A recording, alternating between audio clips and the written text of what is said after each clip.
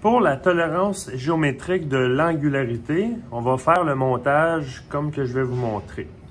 Premièrement, on va utiliser une table sinus qui va pouvoir s'incliner à un certain degré. Et on va y déposer des cales étalons justement pour avoir exactement le bon degré.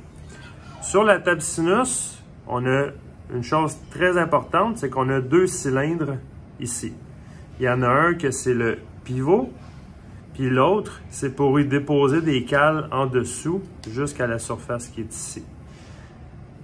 La longueur des deux cylindres, c'est standard. On peut acheter soit en millimètres, soit en pouces, mais dans notre cas à nous, c'est que la distance entre les deux cylindres, c'est 5 pouces de longueur, qui se trouve à être l'hypoténuse de notre triangle quand on va faire notre calcul des cales étalons. Ensuite, vous allez avoir besoin d'un équerre de montage ou d'un bloc 2, 4, 6 qu'on va déposer en arrière comme ça ici pour que la pièce soit stable. La pièce à vérifier, c'est celle-là ici. On a un angle de 9 degrés par rapport à la surface de référence qui est en dessous. La surface de référence doit toujours être déposée sur la table sinus en question. Et on va devoir palper le dessus de l'angle pour voir si l'angularité est bonne. Mais avant, il faut trouver les cales étalons qui vont nous donner le bon degré. La formule, ça va être sinus de l'angle, parce qu'on a un triangle rectangle dans notre table sinus. On a l'hypoténuse qui est à 5 pouces. On veut connaître l'opposé qui est nos cales étalons. On connaît l'angle qu'on veut, c'est 9 degrés. Opposé sur hypoténuse, c'est le sinus. Je vais faire sinus de 9 degrés fois la longueur de mon hypoténuse qui est 5 pouces. Ce qui va me donner un chiffre. Ce chiffre-là, c'est la valeur de mes cales étalons que je dois mettre pour me donner un 9 degrés parfait.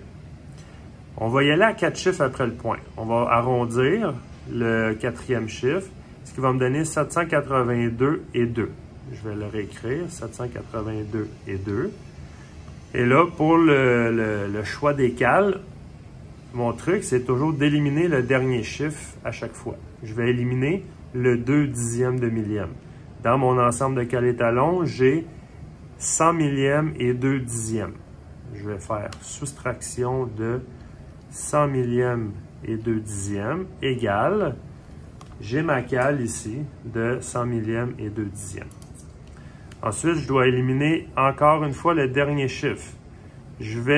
Dans mon cas, moi, je vais prendre 142 millièmes pour éliminer le 2 millième. Moins 142. J'ai ma cale de 142 ici. Il va me rester 540. Je vais éliminer encore le dernier chiffre qui est le 4. Je vais enlever 140 millièmes moins 140 millièmes. Oups, excusez. 140 millièmes. Et il va me rester un 400 millièmes pour compléter ma mesure. J'assemble le tout. Évidemment, on vérifie avec le pied à coulisse qu'on a bel et bien la bonne mesure. Et je viens déposer ça à la base ici. Et je viens déposer le cylindre dessus. Je vais vous le montrer. Comme ça ici.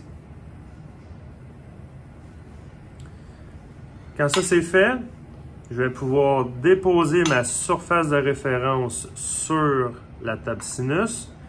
Je vais appuyer ma pièce contre l'équerre pour qu'elle soit droite. Et je vous montre comment vérifier l'angularité. Je vais juste zoomer pour que vous puissiez bien voir.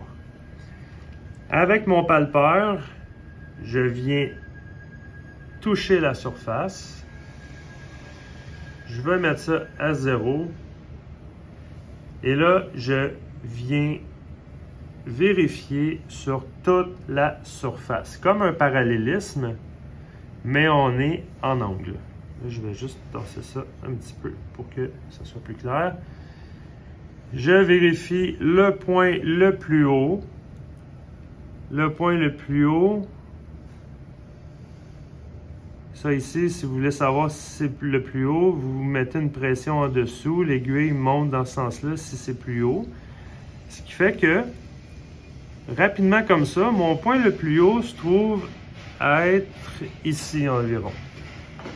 Je m'assure d'être à 0 et je vais détecter le point le plus bas sur toute la surface. Là, on voit que l'aiguille descend. Je dirais que mon point le plus bas est ici. On est à 3 millièmes, une petite affaire plus que 3 millièmes.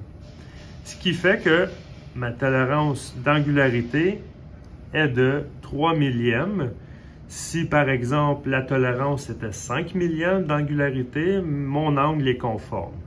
Si ma tolérance d'angularité était de 1 millième, ben mon angle n'est pas conforme. Alors voilà pour la vérification de l'angularité.